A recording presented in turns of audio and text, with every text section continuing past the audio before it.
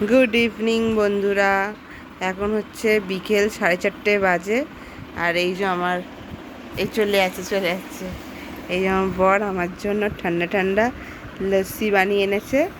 আর আমার মেয়ে আজ প্রায় কতদিন পর মামা বাড়ি থেকে রিটার্ন এসছে।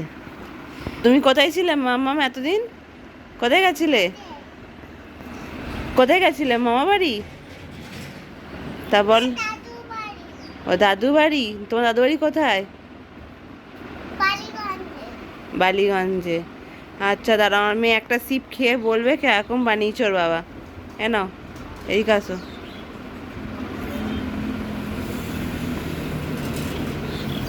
কেমন? ভালো হয়েছে? এই দেখ, আসো। ওর লজ্জায় চলে যাচ্ছে বন্ধুরা। এখন এটা আমি খাই, খেয়ে দাঁড়াও।